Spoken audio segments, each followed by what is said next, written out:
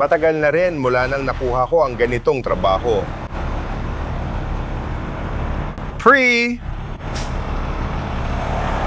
Nandito kami sa 60 West bago ang Diamond Bar Boulevard. May isang box truck na lihis palabas ng freeway. Ay, may tao sa loob niyan. Anong balita, pare? May masasakyan ka ba? Kakausap lang kita. Sabi nila, may masasakyan ka raw. Wala bang laman? Walang laman. Walang laman? Oo, walang laman. Kumusta, pare? Kumusta, pare? Kailangan niyo ba ako magpreno o ano paman? Alam mo, hindi. Susubukan kong gumawa ng medyong matapang na galaw. Papaatrasin ko siya o kaya ako ang aabante. Dahil umiikot ang parehong bakal, iangat natin ito mula rito. Iikot sa gitna ng mga truck at ilalagay sa gilid ng kalsada. Astig. Hindi lang ako makapaghintay na makita ito. 20 ang account natin. Oh, nakikita mo siyang dumarating? Oo. Uy, mas malamig na. Ayusin na natin ang plano kung paano natin isi-set up yan. Sabi nila, may sasakyan na siya na nga yun. Sir, sa pagkakaalam ko, ang daming nangyari sa logma ito na may maraming sasakyan. DUITC lang ito. Ay, kaya pala may flatbed, oo. So yung lasing na driver, siya ba yung bumangga sa lalaki? Uy, Ram, nasa ikalawang lane siya. Binangga siya ng malakas ng lalaki gamit ang Toyota Camry. Kaya umakyat ng kalahati sa burol yung Fox truck. Kapag walang laman at nataranta ka, madali talaga mangyari yon. Oo, kaya pag nabangga ka, sabay ka na lang. Boom! Mahuhugot natin yan, pare. Sa gitna ng mga truck, estilo ni Josh.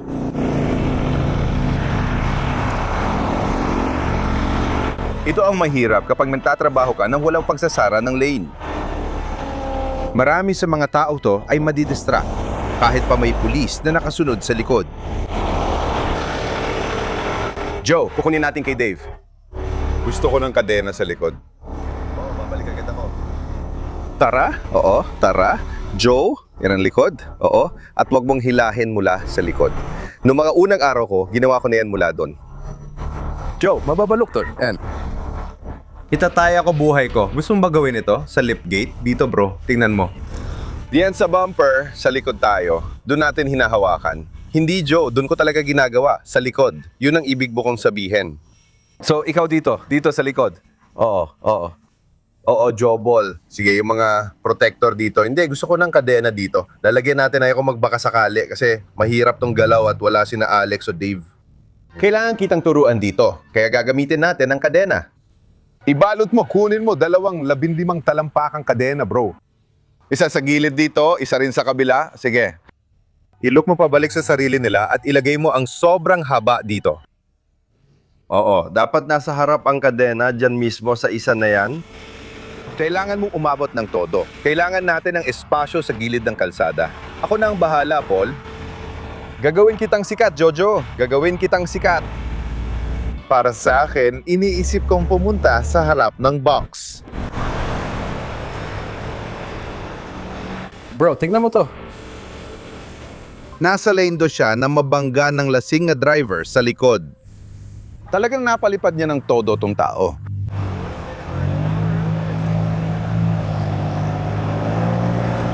Lubos na nasira ang fender. Ay hindi ako makakadaan sa likod ng cab. Reefer unit kasi yan.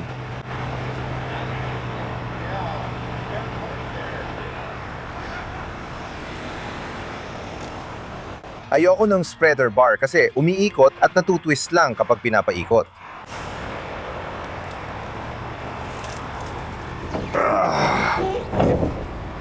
Ay sira ang hood. Sirang hood, tol. Hawakan mong ilaw. Hayaan mo akong itulak ito ng todo para bumukas. Sasabihin ko sa'yo kung bakit na yun din.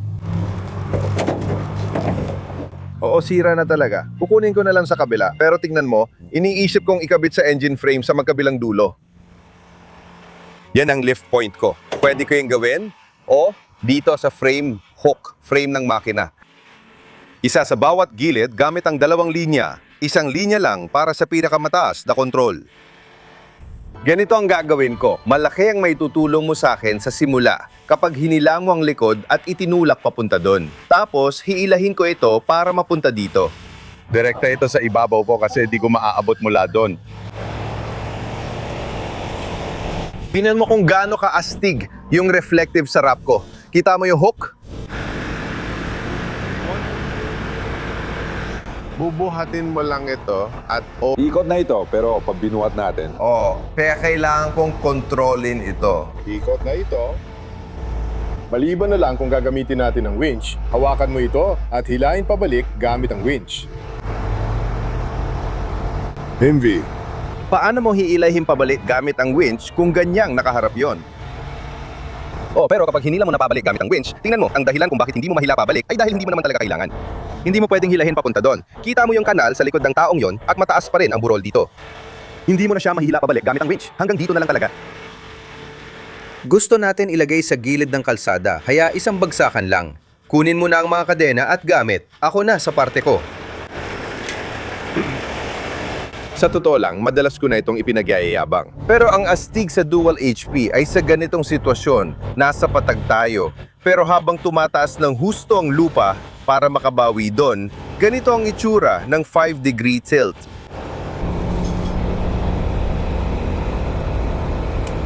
Kita mo, habang bumababa ako, pwede mo pa itong ayusin lalo.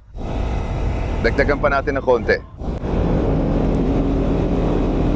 Ngayon, mas matindi na. Hindi lang patas baba, pwede na rin tumagilid at umabot ng mas malayo nang di bumabaon sa buhangin.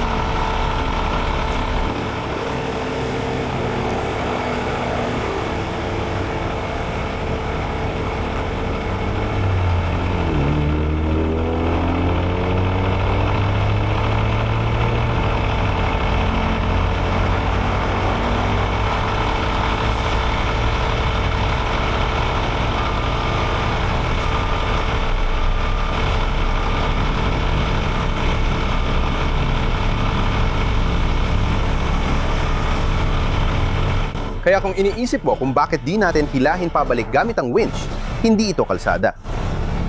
Kita mo kung paano ito nakatagilid dito. Kung i-winch ni Joe pabalik, wala siyang kontrol sa unahan. Kahit steer mo, ganito pa rin lalabas. Kailangan mo pa rin iayos muli ang rigging dahil hindi pantay dito. At dyan, may malaking kanal. walang sense yan kung dalawa naman ang track natin. Ilalagay ko dito ang kopya ng log. FedEx. Pero umiling sila ng dalawang truck. Ang 1,000, 100 at 85 ay isang heavy. At ang rotator, syempre, ay isang rotator. At ang maganda pa dito dahil account natin ito para sa mga taong sobrang nag-aalala sa presyo, sisingilin lang namin kung anong hiniling. Kaya isang rotator at isang heavy, kailangan mong ipadala ang hinihiling nila. Lahat ng mga eksperto na may sasabihin.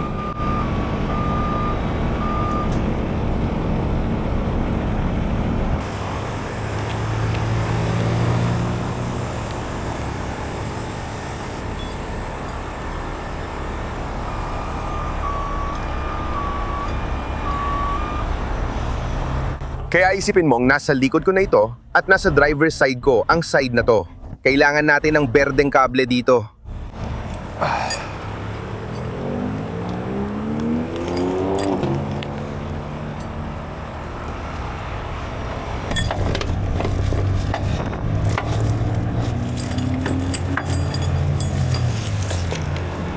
Tama.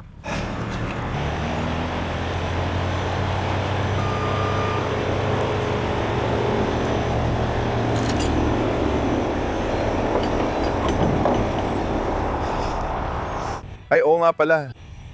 Tingnan mo yan. Sira na talaga yan. At yung kabila, baluktot na.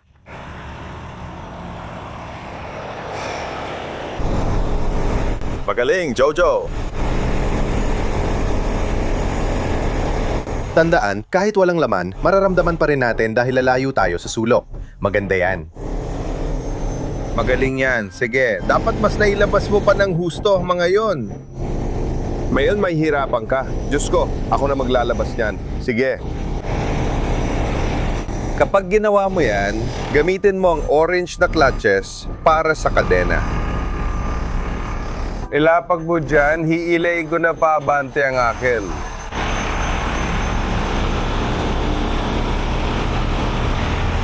Tandaan, ginagawa ko ito para mailapit at mailagay ang pula sa ibabaw at maisara ang hood.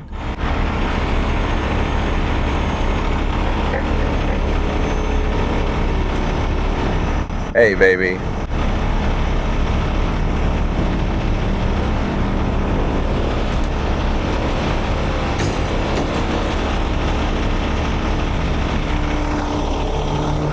Nagkamali ako, sinabi kong isara ang hood, pero ang gusto ko talagang sabihin ay buksan ito.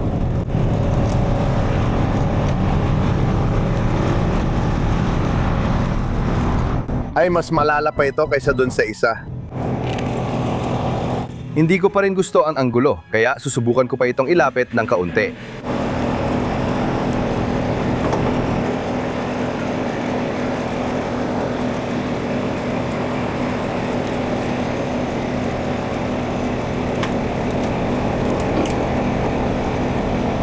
Mas maganda na.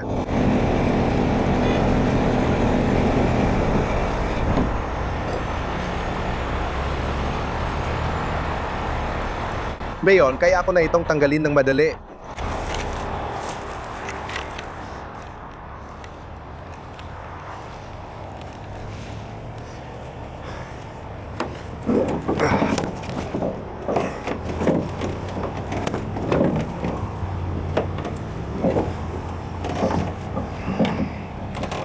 Kasi sira na ang mga kabitan, hindi na siya mananatili sa lugar.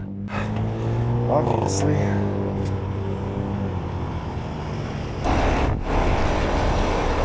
Joe.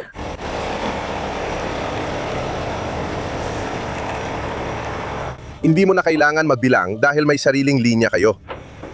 Huwag kang kumuha ng isang linya dito, tapos isa doon. Alam ko, pero hindi mo na kailangan bilangin ang mga kawing.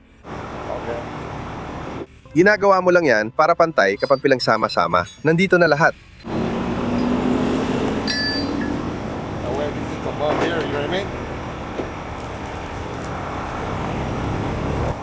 Kailangan kong bumaba ron. Sige, gawin mo.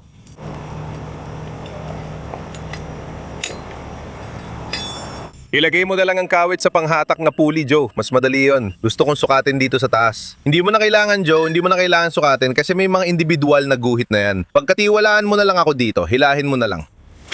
Tansyahin mo na lang. Sa ibaba, sa ilalim ng kamay mo, sa ilalim nito.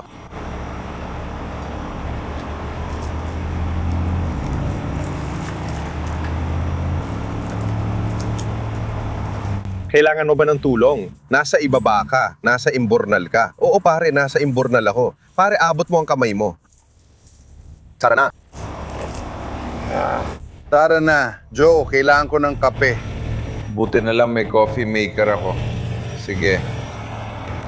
Ngayon, nakaunat ka na ng buo. Oo, labas na ito. Magaling. Itaas mo ito. Yan. Yan dalawang hilalaki. Magaling.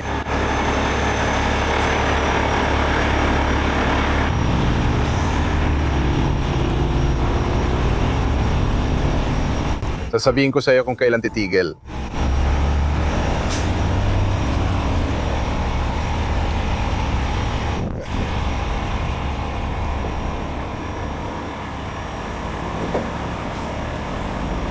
There we go.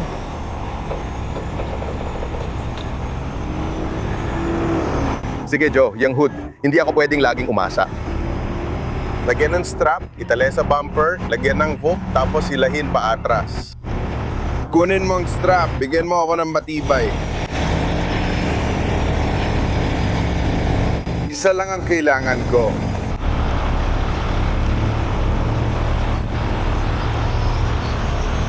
Bubuksan ko na yung hood, Joe. Tatamaan kita sa gitna. Sandali, ayat muna ako para itulak. Tignan mo yung mga hanger sa gilid, pare.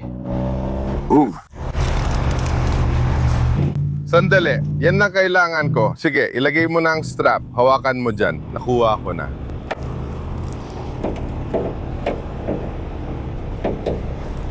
Magaling.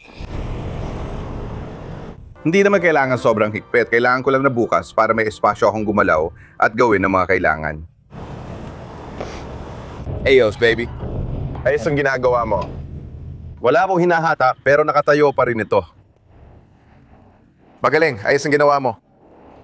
Ngayon, abot mo sa akin yung kadena, tol. Pakiusap.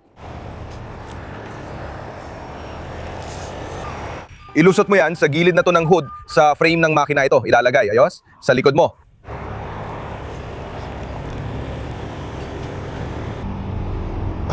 Ang astig na mga jawbone na yan. Mapapahanga ang cuff na to, tol. 20 minuto para sa buong trabaho.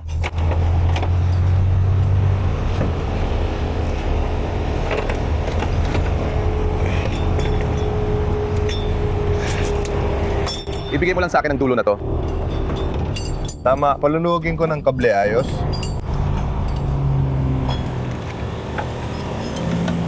Ayos yan.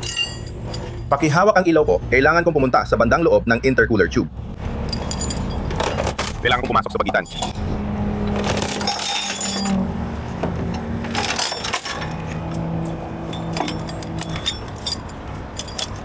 Joe, tara na. Handa na kami, tara na. Nilagyan ko ng tensyon, ayos na. Tingnan mo. Kita mo.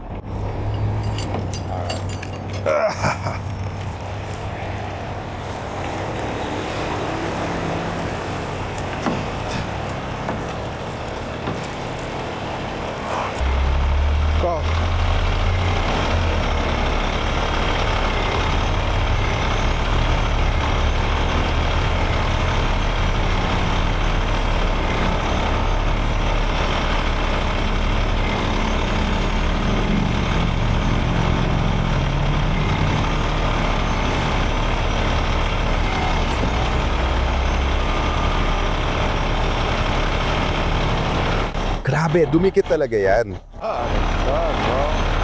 Basta, huwag kang titigil.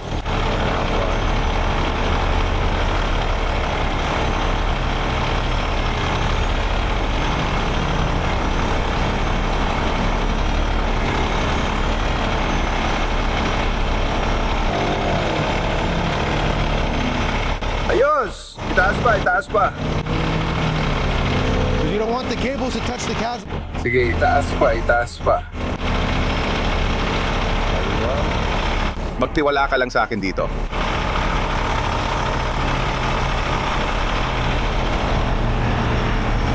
Huwag kang titigil, Joe. Huwag kang titigil. Sasabihin ko kung kailan ka titigil.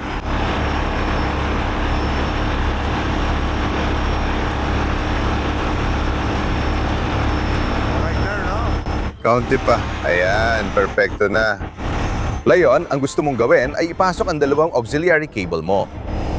Sasabihin ko sa iyo kung bakit. Huwag mong hayaang tumama sila sa takip habang iniikot. Ipasok mo pareho pero huwag dumaan sa sheath.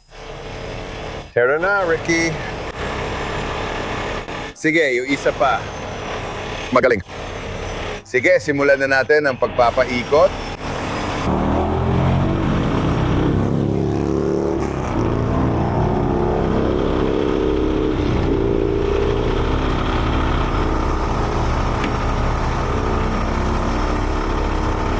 Sige, dyan lang.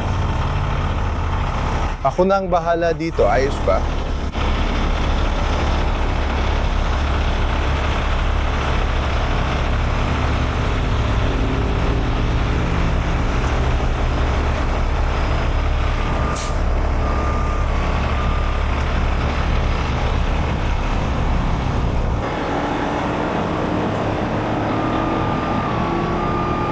Yung bahaging, kailangan ng diskarte ang mahirap, kaya kailangan kong mag-concentrate.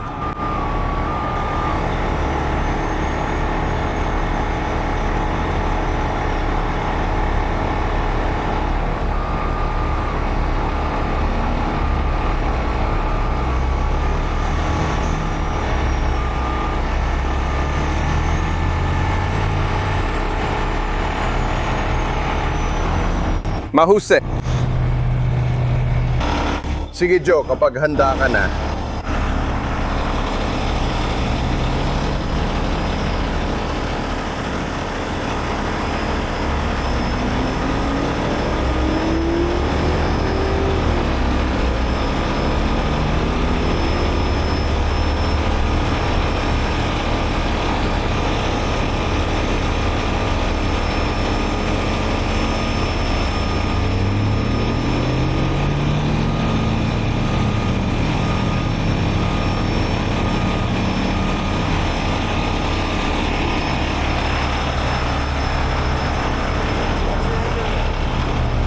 Hindi masama, rookie.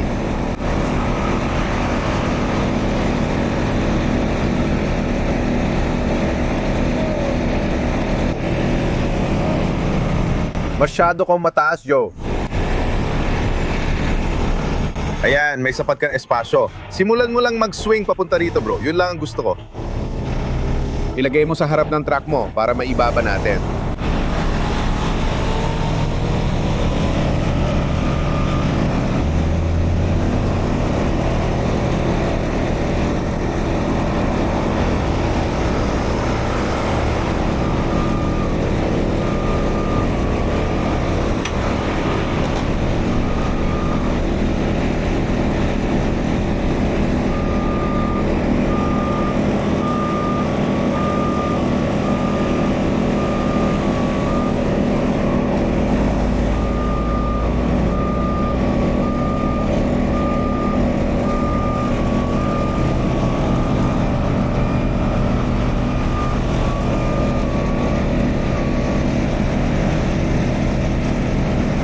Hello?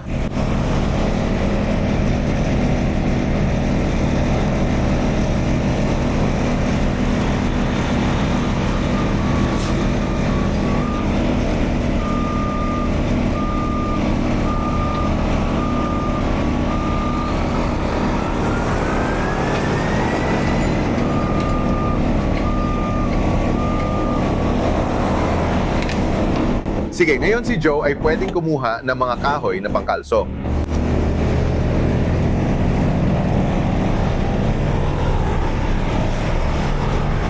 Tanggalin mo muna, Joe, tapos kumuha ka ng mga kahoy na pangkalso. Dalawang maliliit na kahoy na pangkalso. Kasi yung mga gulong, bro. Akala ko walang laman.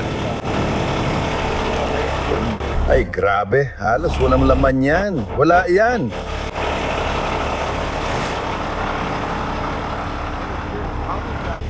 Kaya pala kaunti lang ang kahon at may electric pallet jack. Ayos ang likurang ehe. Wasak ang harapang ehe. Uy, kumuha ka ng kahoy para makuha mo yon. Ang tigas ng ulo mo. Pinapapadali ko ito para sa paghila mo mamaya.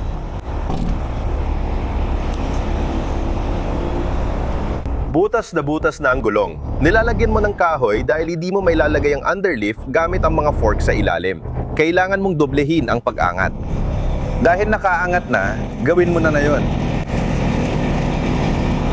Ang sayo ng trabahong to.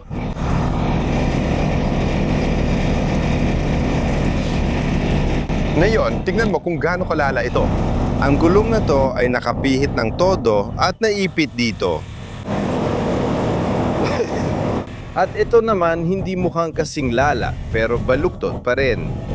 Mag-enjoy ka sa pag-aayos nito. Ang astig dito ay ang paggamit ng frame grab hooks at pagpunta sa harap. Lahat ng ito at ito mismo ay hindi nagalaw. Bungbuo pa ito dahil hindi nilagay sa spreader bar ang mga linya mo. Madalas, pinipisa ng tao ang lahat dito. Kailangan mo lang malaman paano ilagay ang mga ito. At sa pamamagitan ng paglalagay ng strap sa savili nito sa bumper, walang dagdag na sira ang hood. At ang nagamit namin ay ang linya ko dito, isang kadena sa loob ng tubo. Sa ganung paraan, nananatiling buo rin ito. Kasi kung nasa labas ka, madidiin ito. Kaya, Pinakamasama lang ay kumikiskis ito pero hindi nasisira. Para sa akin, matagumpay ang trabahong ito. Alam mo, lapitan mo itong bumper dito. Lapit ka at tingnan natin kung kaya kong tanggalin yan. Dalhin mo ang bandit dito at tatalian mo ito ng kadena.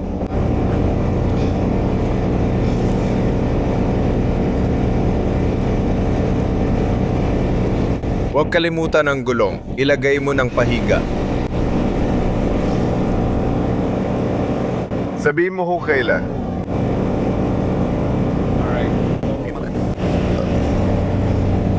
Kailangan kong tanggalin ang bumper na to. Hindi ko siya mapuputol dito. Hindi na to gagalaw pa. Nakastabilize na. Hawakan ng gulong. Kailangan putulin dito. May lagari ka ba? May hirapan tayong putulin yan. Sige, kukunin ko ang lagari ko. Gagawin natin yan. Isang piraso lang dito.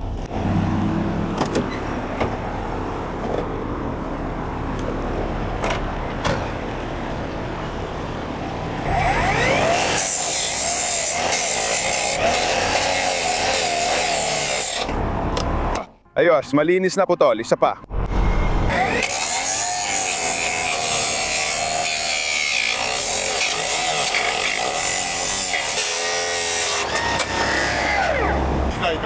Matagal nang umalis si Chippy. Natatawa ako. Sabi niya, Ang saya naman!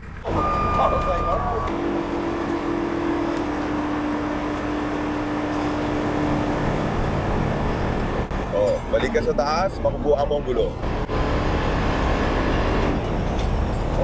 Masaya na yan, Joe. May rotator ka naman. Sino may pake? Sige, ako na. Magaling ang pagkakagawa. Magaling ang pagkakagawa, Joe. Naputol ng bumper, kaya aalisin ko na lahat ng kadena. Maghahanda na kami sa paghila. Kaya babalikan ko kayo mamaya. Sige, aalisin ko na ang ating container lift. Ibabalik natin ito sa boil. Babalik tayo bago ako. Tutulungan kitang magbaba. Sira na talaga, tol. Tingnan mo yung cap. Asay na trabaho natin. Huwag kalimutan ang hood. Gawin mo lang ng pabaliktad at isara. Pag hinila, isara lang ang hood at gawin mo yon ng pabaliktad. Oo, sige. Tuloy na tayo sa susunod. Sana nag-enjoy kayo sa astig na trabahang to. Peace!